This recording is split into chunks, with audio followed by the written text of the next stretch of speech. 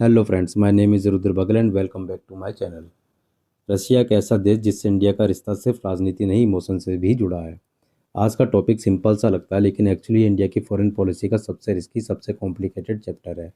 Russia वो देश जिससे इंडिया का कनेक्शन सिर्फ डिप्लोमेसी से नहीं बल्कि ट्रस्ट, हिस्ट्री और इमोशन से बनता है।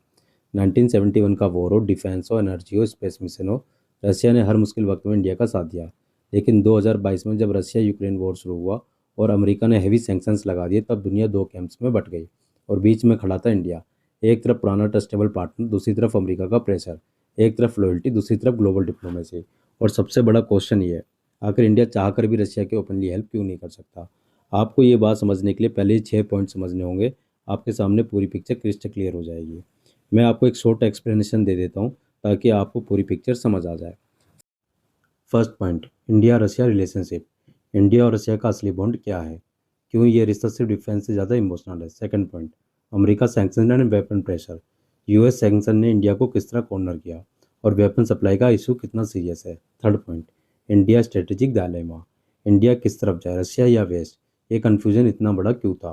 Fourth point, dollar dependence and financial trap. Dollar based global system ने इंडिया के हाथ क्यों बांध दिए। Fifth point, global power game. Russia, China, US, Europe सब इंडिया से क्या एक्सपेक्ट कर रहे थे। And the last point, India silent strategy. India ने बिना नॉइज़ क्रिएट किए कैसे अपने नेशनल इंटरेस्ट को प्रोटेक्ट किया। तो भाई वीडियो को एंड तक जरूर देखना, क्योंकि आज हम जियो पॉलिटिक्स का वो चैप्टर डिकोड करने वाले हैं जो दुनिया को सिंपल लगता है पर रियलिटी में एक्सट्रीमली कॉम्प्लेक्स है।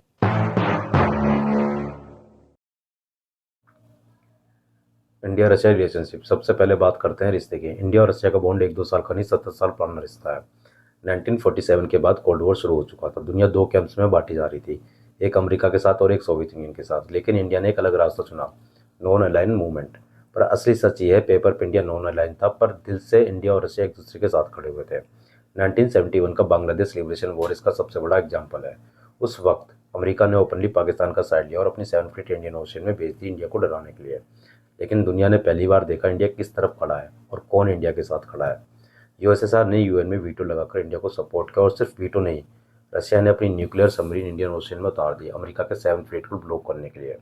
सोचो भाई, एक तरफ सुपर पावर अमेरिका अपनी ताकत दिखा रहा है और दूसरी तरफ रशिया ने क्लियरली कह दिया इंडिया को कोई हाथ नहीं लगा सकता। ये था इंडिया रशिया फ्रेंडशिप का असली इमोशन। ये वो मोमेंट था जब जब दुनिया को समझ आया कि इंडिया और रशिया का रिश्ता कितना डीप, स्ट्रेटेजिक और इमोशनली कनेक्टेड है। अब चलते हैं आगे। 1971 के बाद से इंडिया रशिया डिफेंस पार्टनरशिप और भी स्ट्रॉन्ग होती गई। आज भी इंडिया के 60% से ज़्यादा डिफेंस इंपोर्ट रशिया से आते हैं। सुकोई jets, T-90 tanks, S-400 missile system, INS चक्रा न्यूक्लियर सबमरीन सब रशिया से हैं। सिर्फ डिफेंस नहीं, स्पेस टेक, न्यूक्लियर एनर्जी, हर सेक्टर में दोनों ट्रस्टेड पार्टनर बने। फिर 2022 आया, यूक्रेन वॉर स्टार्ट हुआ। जब पूरी दुनिया रशिया से दूर भाग रही थी, इंडिया ने एक प्रैक्टिकल डिसीजन लिया, रशिया से चीप ऑयल लेना शुरू किया। और भाई, जब दुनिया में इन्फ्लेशन पीक पर था, वो सस्ता रशियन ऑयल इंडिया की इकोनॉमी का लाइफलाइन बन गया। लेकिन यहीं से प्रॉब्लम शुरू होती है। अमेरिका ने रशिया पर सैंक्शंस लगा दिए और इनडायरेक्टली वार्निंग दी, जो रशिया के साथ बिजनेस करेगा उसको भी नुकसान उठाना पड़ेगा। अब सोचो भाई, इंडिया के रिलेशन अमेरिका के साथ भी स्ट्रॉन्ग है और रशिया के साथ भी स्ट्रॉन्ग है। ऐसे में इंडिया किस तरफ जाए, यही कॉन्फ्लिक्ट है। Why India can't openly help Russia. एक तरफ पुराना दोस्त और दूसरी तरफ फ्यूचर का ग्लोबल सिस्टम है। और इसी कन्फ्यूजन के बीच में इंडिया ने दुनिया को शॉक कर दिया। जब रशिया यूक्रेन वॉर स्टार्ट हुआ, तब पूरी दुनिया रशिया से डिस्टेंस बना रही थी। लेकिन इंडिया ने उल्टा रशिया के साथ अपने ट्रेड तेजी से बढ़ा दिए। जो ट्रेड पहले सिर्फ 10-12 बिलियन डॉलर पर था, वो 2025 तक रिकॉर्ड हाई पीक पर पहुंच गया। और यही नहीं, इंडिया ने रशिया से सस्ता ऑयल, हाई वैल्यू इंपोर्ट्स लिया और फिर उन्हें रिफाइन करके वेस्ट को ही सप्लाई कर दिया। इस स्मार्ट स्ट्रेटजी से इंडिया बड़े लेवल पर पैसा भी कमाया, अपनी इकोनॉमी को बूस्ट किया और रशिया के साथ अपना स्ट्रेटेजिक फ्रेंडशिप भी मेंटेन रखा। और सबसे फनी बात यह है, इतना सब करने के बाद भी इंडिया प्राउडली कहता है हम तो आज भी नॉन अलाइन है।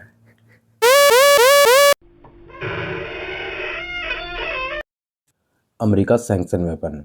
अब बात करते हैं अमेरिका के सैंक्शन वेपन की। हाँ भाई, ये वही वेपन है जिससे अमेरिका बिना गोली चलाए पूरी दुनिया को कंट्रोल कर लेता है। और सबसे डेंजरस बात, इस वेपन का टारगेट बॉर्डर नहीं, सीधा इकोनॉमी होती है। इसका सिंपल मतलब समझ लेते हैं, किसी देश को ग्लोबल फाइनेंशियल सिस्टम से काट देना। और जब ये सिस्टम यूएस डॉलर से लिंक हो, तो उस देश का पूरा बिजनेस, पूरी इकोनॉमी एक सेकंड में रुक सकती है। यानी अमेरिका के एक सैंक्शन नोटिस से पूरे देश इकोनॉमिक आईसीयू में चला जाता है। दुनिया के 85% इंटरनेशनल ट्रेड डॉलर में होते हैं और स्विफ्ट सिस्टम जो इंटरनेशनल पेमेंट का बैकबोन है वो भी वेस्टर्न कंट्रोल में है। तो जब अमेरिका किसी कंट्री पर सैंक्शंस लगाता है तो वो सिर्फ उस देश पर नहीं लगता, बल्कि जो जो देश उसके साथ बिजनेस करते हैं उनको भी सेकेंडरी सैंक्शन लगने का डर रहता है।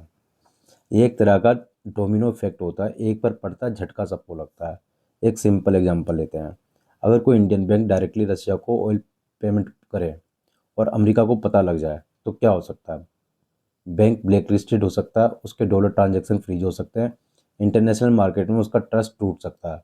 और भाई फाइनेंशियल वर्ल्ड में ट्रस्ट टूटना मतलब गेम ओवर। अब सोचो, एसबीआई, एचडीएफसी, आईसीआईसीआई जैसे जाइंट्स जिनके करोड़ करोड़ डॉलर के ट्रांजैक्शन रोज होते हैं, क्या वो इतना बड़ा रिस्क लेंगे? बिल्कुल नहीं। इसी वजह से इंडिया ने एक स्मार्ट रूट निकाला। रसिया से लेना कंटिन्यू रखा लेकिन पेमेंट डायरेक्ट नहीं किया। कहाँ से किया? यूए के थ्रू द्राम में, या फिर कुछ केसेस में चाइनीज युआन में। ये एक तरह का फाइनेंशियल जुगाड़ था, काम भी हो गया और अमेरिका को सीधा प्रवोक भी नहीं किया।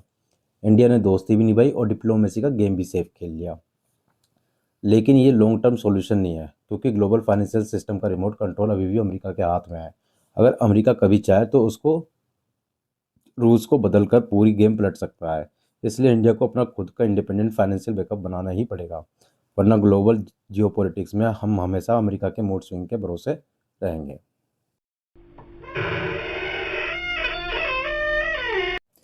India strategic dilemma.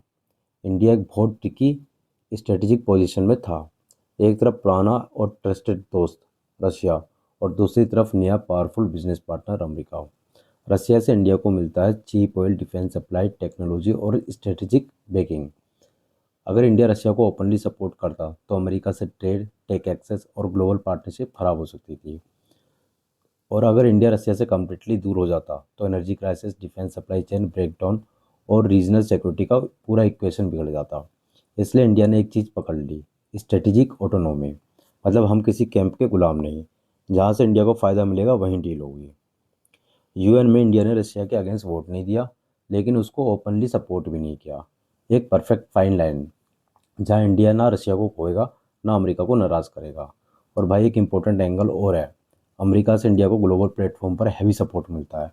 Indo Pacific strategy, Quad partnership, tech access, space cooperation, intel sharing, ये सब छोड़ देना इंडिया के लिए जियो पोलिटिकल सुसाइड होता।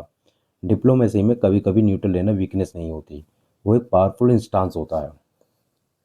ऐसा स्टांस जो दोनों तरफ के डोर्स ओपन रखता है और इंडिया को अपने नेशनल इंटरेस्ट सिक्योर करने का मैक्सिमम स्पेस देता है।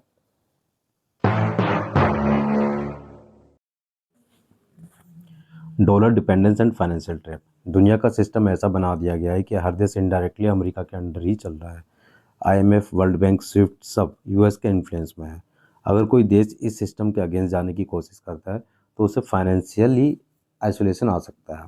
रसिया के साथ भी यही हुआ, स्विफ्ट से बाहर कर दिया गया और उसकी करेंसी रूबल कुछ टाइम के लिए कोलेप्स हो गई। इंडिया ने ट्राई किया रूपी रूबल ट्रेड मैकेनिज्म लाने का, पर प्रॉब्लम ये थी कि रूबल स्टेबल नहीं था और ग्लोबल एक्सेप्टेंस भी जीरो था।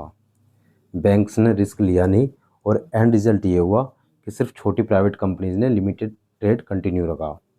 बड़े फाइनेंशियल इंस्टीट्यूशन ने उन्होंने अपने हाथ खड़े कर दिए। अब आप सोचिए, अगर इंडिया जैसे देश को भी अपनी करेंसी में ट्रेड करने की आज़ादी नहीं मिलती तो छोटे देश क्या करेंगे? यही रीज़न है ब्रिक्स कंट्रीज़ ने मिलकर एक नया सिस्टम बनाने की शुरुआत की, मल्टी करेंसी सेटलमेंट सिस्टम। लेकिन ऑनेस्टली डी डॉलरेशन अभी शुरुआत में है।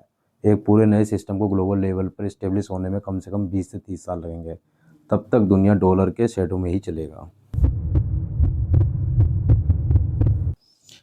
Global power game. अब बात करते हैं जियो पॉलिटिक्स की सबसे डेंजरस और इनविजिबल वेपन की, सिस्टम कंट्रोल।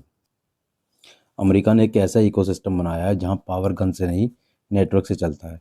एनर्जी ट्रेड हो, ऑयल प्राइसिंग हो या डिजिटल टेक, सब में यूएसए का सिस्टम बेस लेयर बना हुआ है। ईरान, वेनेजुएला, नॉर्थ कोरिया, सबको आइसोलेट करने के लिए अमेरिका ने सिर्फ सैंक्शन वेपन यूज़ किया और उनकी इकोनॉमी कोलेप्स कर दी। यानी बिना एक मिसाइल चलाए अमेरिका पूरी दुनिया में अपनी मर्जी चलाता है। यूरोप भी सिस्टम में बंद गया, नाटो के थ्रू मिलिट्री कंट्रोल और डॉलर के थ्रू फाइनेंशियल कंट्रोल। ये एक इनविजिबल एम्पायर है जहां अमेरिका ने सिस्टम डिज़ाइन किया और बाकी कंट्रीज उसके रूल्स पर फॉलो करते हैं।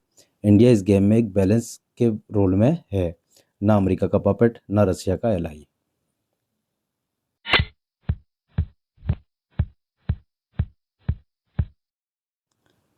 And the last point, India silent strategy. India ने रशिया यूक्रेन वॉर के टाइम एक साइलेंट मास्टर स्ट्रोक खेला, और हाँ, इसमें एक बड़ा रिस्क भी था। रशिया से ऑयल लेना चीप ऑयल वाली बात नहीं थी। ये इंडिया रशिया के स्ट्रॉन्ग स्ट्रेटेजिक पार्टनरशिप का रिजल्ट था। जब पूरी दुनिया रशिया से डिस्टेंस बना रही थी, इंडिया ने रिस्क लेकर दोस्ती निभाई और रशिया को एक स्टेबल रिलायबल मार्केट दिया।